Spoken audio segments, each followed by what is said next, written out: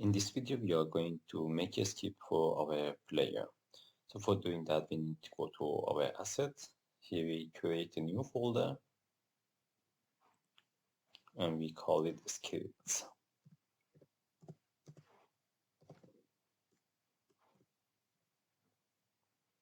We will open it and then again right click, create, and this time C# script. And I will call it player.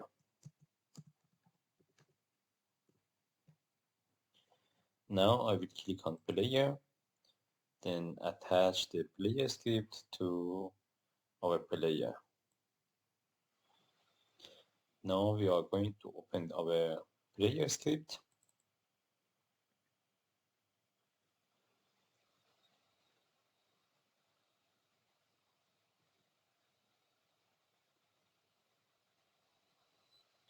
So first thing that we need to give to our player is the move speed. So here in top of the start, we will write public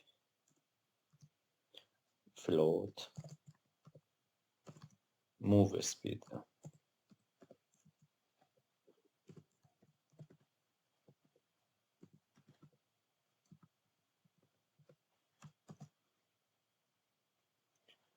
And what is the public? We have the public and private. So we can write it also private too. But what is the difference between them? Now, when I save it, and let's check in the game. When I click on player, we cannot see anything here. We cannot see the move speed here. But when we go into the player script again and make it the public and save the script, we will see that move speed here in our Unity. So we can change it depend on which speed that we want our player to have.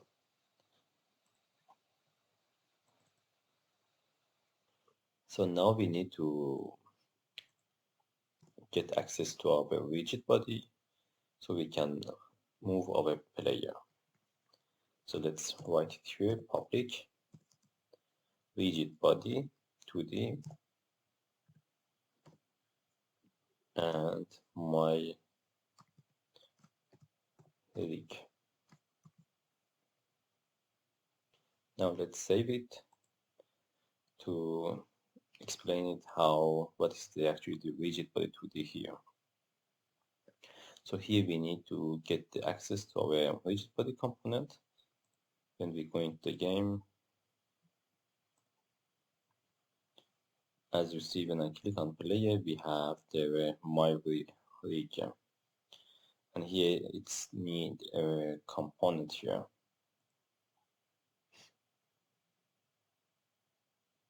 Now we cannot move it because still we didn't do anything. So we need to give our widget body from here to here. So we can drag it down here like this. Now let's go back to our player script again. Now let's create a new function, make a new function here. Void fixed update. Fixed update. We don't need a start now, we can delete the start here. And we have now fixed update and update. So now let's write a script inside of the fixed update. So our code will be float x input is equal to input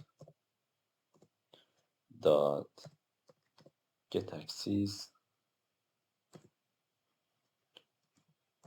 parentheses quotation and horizontal.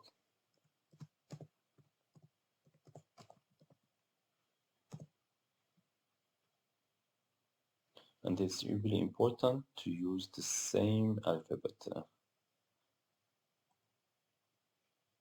and semicolon. So horizontal axis give us a value between -1 and 1. What's that means?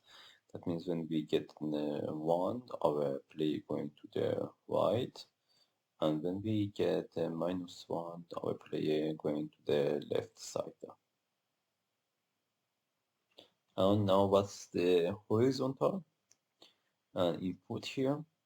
So when we save the script, let's delete this one and going to the game and the edit, we have the project setting and we click on it. We have here input.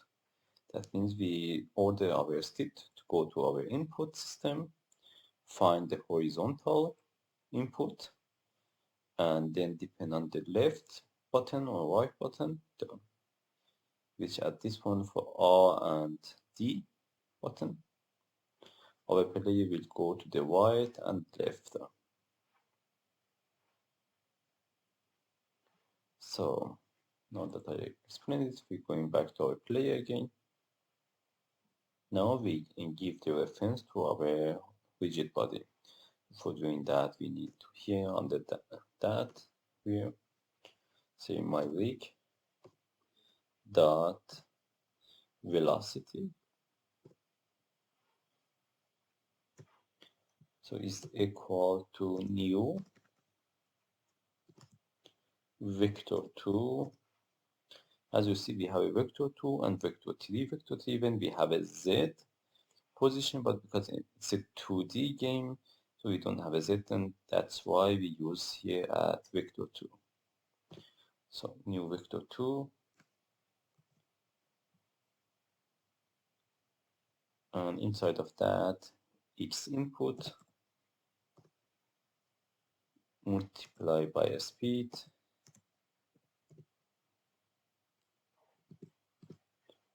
so move speed,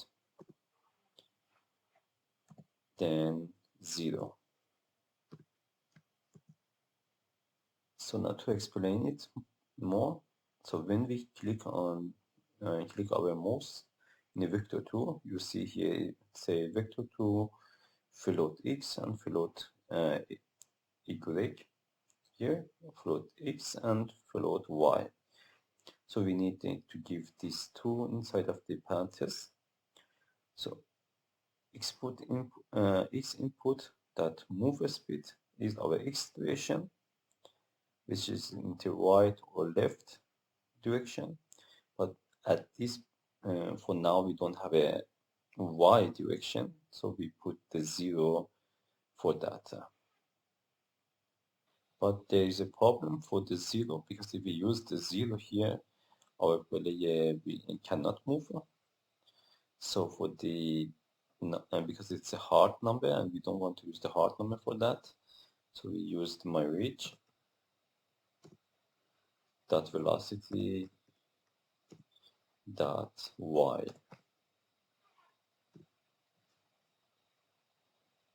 So now let's save it and check it. So it will for sure not work. I will tell you why it doesn't work. As you see, we get an error here. Input axis is horizontal is not set up because I just write one alphabet wrong. That's why it doesn't work. Now when we save it,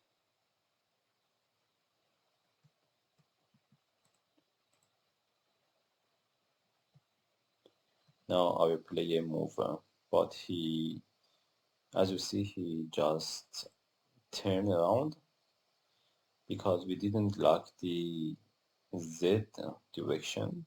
So we need to go to our player and in rigid body, in constraints, we need to freeze the Z rotation. So now when we play it, our player will not rotate in Z position. As soon we going here, we will fall down. So to avoid that, don't forget to check the Z freeze rotation. So constraints can freeze a state, positional or rotational axis. So now let's expand our box here. With Control D, I will duplicate it. Then I can bring another floor here.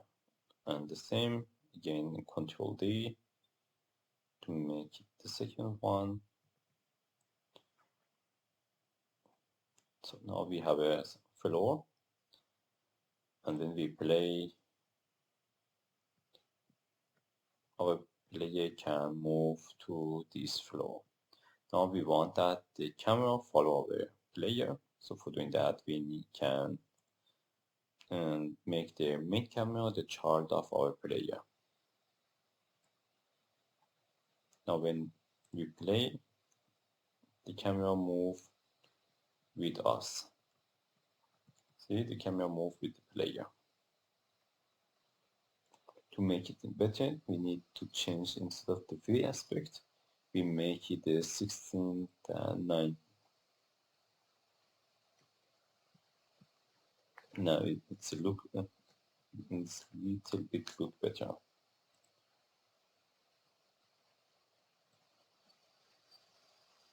So now I want the camera to come a little bit upper. So I'm making the Y, I can give it the number 1, and the camera will come a little bit up. And I give you 2, it's a little bit more. So I think 1 is, for now, is enough. Here we have the background color of the camera, so we can change it to white or yellow, red, or which color that you want. And here at size here, if we change it, we can make the camera come more near to the player or make it far away with, for example, 7 or 70. But I keep it as 5 for now. So now we set up our player. So see you in the next video.